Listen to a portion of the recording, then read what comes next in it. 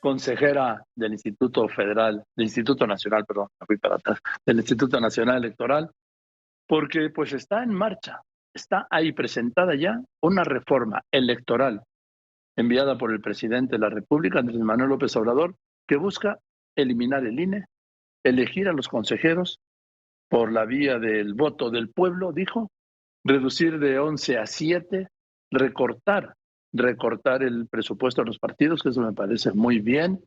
También elegir a los magistrados del Tribunal Electoral por la vía de votación, a los 7 magistrados. Además de esto, planea eliminar los 200 diputados plurinominales y 32 senadores de la República, además de desaparecer todas las soplas que son ahora de cuenta ustedes, los institutos estatales electorales y los tribunales electorales estatales, hasta donde recuerdo. Carla, muchas gracias por contestarme. Buenas tardes.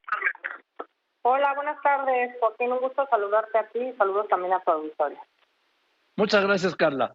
Bueno, vamos por parte. ¿Qué opinión tienes, en primer lugar, de esta iniciativa presidencial para la que hace falta una mayoría calificada, tanto en la Cámara de Diputados como en el Senado de la República, que hoy el partido oficial no tiene, que el presidente de la República carece? Creo que cualquier ley es perfectible y creo que, todas las leyes deben revisarse para adecuarse a los contextos. La ley electoral, pues, desde 2014 y salvo algunas cosas muy puntuales, particularmente en tema de paridad, la verdad es que no ha sido reformada. Creo que en ese sentido la oportunidad hubiera sido para aprobarla en elecciones intermedias. Me preocupa que tengamos enfrente ya un proceso electoral presidencial que empieza en septiembre del año que entra y que se pueda aprobar una reforma constitucional en una elección de ese calado, de ese tamaño. Creo que justamente estos espacios intermedios de elecciones solo a la Cámara de Diputados y Diputadas nos dan estos espacios para ir también viendo cómo funciona una reforma, si hay que ajustarla, si hay que cambiar algo, etcétera. En este sentido, yo veo bien, por ejemplo, pues que se quiera innovar, que se quiera modernizar, que se quiera eficientar el Instituto Nacional Electoral, que se dé pauta para abrir estos espacios a utilizar las tecnologías de la información y de la comunicación. Creo que es algo que falta en nuestro país. Seguimos votando y haciendo los procesos electorales como hace 30 años, que creo que claramente pues era un contexto en el que no había certeza respecto a los resultados electorales, había desconfianza, pero creo que hemos avanzado ya a otro contexto y que en ese sentido pues también tenemos que ver cómo hacemos un instituto más eficiente, más barato, más cercano a la ciudadanía y maximizando los derechos, es decir, ofreciendo a las y los ciudadanos mejores o distintas formas de ejercer sus derechos políticos y electorales. Máxime, cuando ya estrenamos el año pasado estos procesos de democracia directa, que si bien ya hay en varias entidades federativas, a nivel nacional se estrenaron el año pasado y que un año como este podríamos tener que haber acudido a las urnas, por ejemplo, para la revocación de mandato, después para otras 6 entidades federativas en las que hay elecciones y después para, en su caso, una consulta popular que también podría haber tenido verificativo este 1 de agosto, el primer domingo de agosto, de acuerdo a la Constitución. A ver, Carla, estamos de acuerdo en que el alto costo del INE y de los procesos electorales es por la desconfianza, porque todos estos candados, todos estos institutos, todos estos instancias, todas estas aduanas, todas estas fronteras, todas estas revisiones, comprobaciones, todo esto es producto de la desconfianza y que además una desconfianza ganada a lo largo de muchísimos años del Priato, ¿no? Sin duda, creo que nos hemos dado un entramado electoral sólido, pero también que respondía a la desconfianza. Tenemos un proceso electoral que yo creo que podría ser más corto, dura un año o más de un año hasta que, la Sala Superior resuelve el último de los recursos o de las impugnaciones, y en muchos de los temas pues estamos todavía en elecciones extraordinarias del proceso de 2020-2021. Creo que en ese sentido pues claramente pues hay cosas que tendríamos que repensar.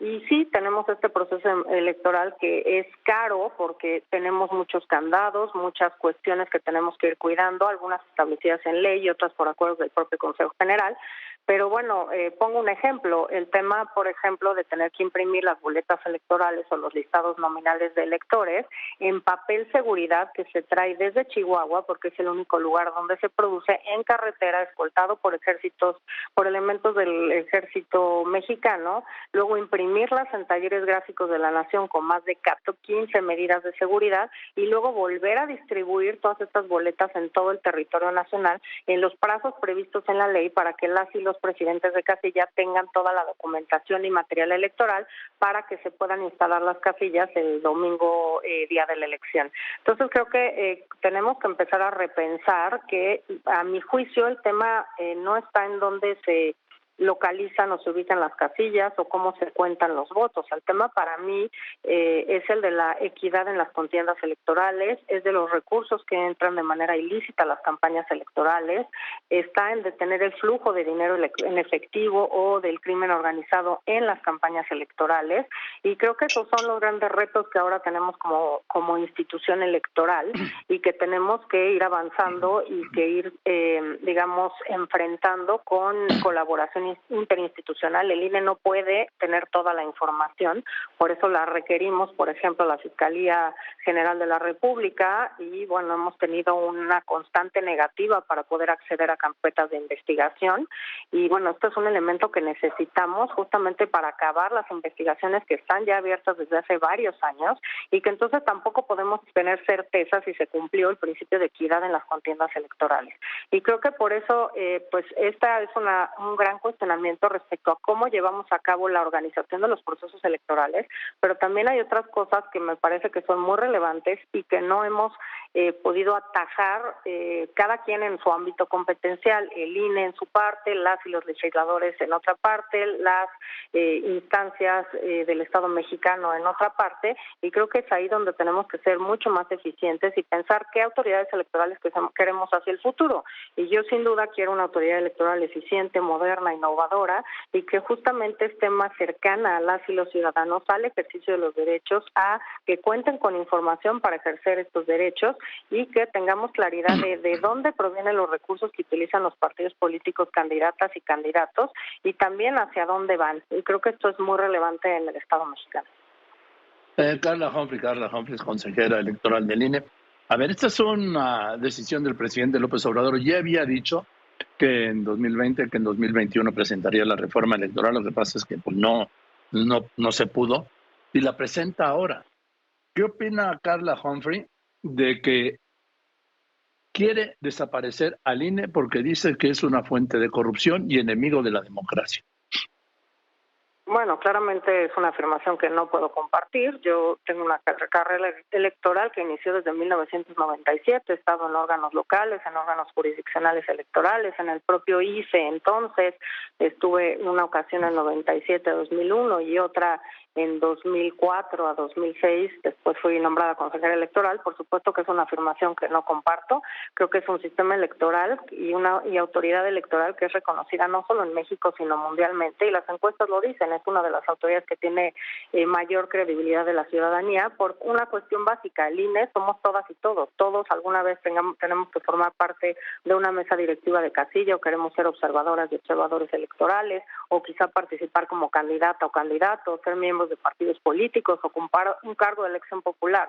Entonces, pues claramente todos tenemos, creo Carla, que es Carla, todos tenemos una credencial del INE, que es la única identificación que tenemos es la credencial del INE, porque en México todos los menores de 18 años están indocumentados, a menos que la mayoría que tiene pasaporte. Claro, eso tienes toda la razón. Pues el documento o la credencial de identificación que tiene una cobertura de más del 99% en el país, es justamente la credencial para votar. Además, ya también se credencializa en el extranjero a las personas mexicanas que residen en el extranjero. Y como bien dices, no creo que la ciudadanía está de acuerdo y confía en que el INE no va a dar o no va a hacer mal uso de los datos personales, y que incluso podríamos abarcar a las personas menores de edad para que también puedan ser identificadas y combatir temas de tráfico de personas, de abuso y explotación infantil, sin duda, y pues la credencial de elector, como bien dice la propaganda y la publicidad del INE, es tu INE, ¿no? Es la forma en la que todos nos identificamos, y que esto nos lleva a este referente de estos procesos que están a la vista de todos, que están auditados por todos, que conocemos todos y que finalmente confiamos en quién estamos dejando nuestros datos personales para votar, pero también para identificarnos, también para acudir a un barco y para una serie de cosas que pues exige tener una identificación oficial. Para tener una identidad física, Carla, para tener una identidad física que no tenemos. Pues claramente, bueno, es un tema pendiente que pues lleva muchos años pendiente, muchos sexenios pendiente, el tema del Registro Nacional de Población, que ha tenido distintos nombres y que por distintas razones pues todavía no ha visto la luz. Pero mientras tanto, solo la del INE. Exacto, y yo creo que además nosotros tenemos módulos de atención ciudadana que pueden dar claramente ese servicio a la ciudadanía de poder empadronar y registrar a todas las personas menores de edad que cuando cumplan 17 años y estén a pocos meses de cumplir 18, nosotros podamos referirlos o cambiarlos directamente al padrón electoral y al listado nominal de electores para seguir nosotros con las funciones que tenemos encomendadas en el ámbito electoral, pero pues sí que todas las personas en este país cuenten con un documento oficial para identificarse como personas mexicanas y que entonces podamos con ello, pues como instituciones del Estado mexicano, detener otra serie de problemas, de delitos y de consecuencias jurídicas que tiene que las personas no tengan con qué identificarse en nuestro país y fuera de nuestro país. Sí. Carla, por último, obviamente, bueno, te lo pregunto así. ¿Está de acuerdo con la desaparición del INE? Yo no. ¿Usted? No, yo claramente tampoco.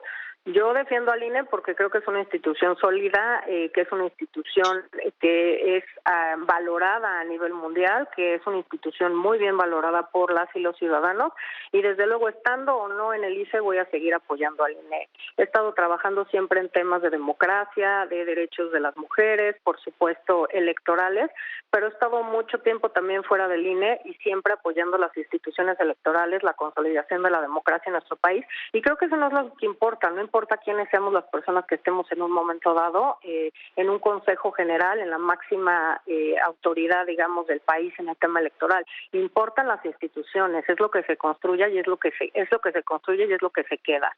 Entonces creo que lo que tenemos que tener enfrente y que tenemos que tener claro es que esta autoridad debe de permanecer. Sin duda hay cosas que se pueden reformar, hay cambios legales que se pueden hacer. Este que mencionaba del uso de tecnologías es un cambio que se puede hacer a nivel legal, como se pueden hacer muchos otros, pero sin duda, estando o no en el IFE, siempre defenderé al INE. Gracias, Carla. Me da mucho gusto saludarla. Igualmente, muchas gracias por este espacio y te envío un cordial saludo.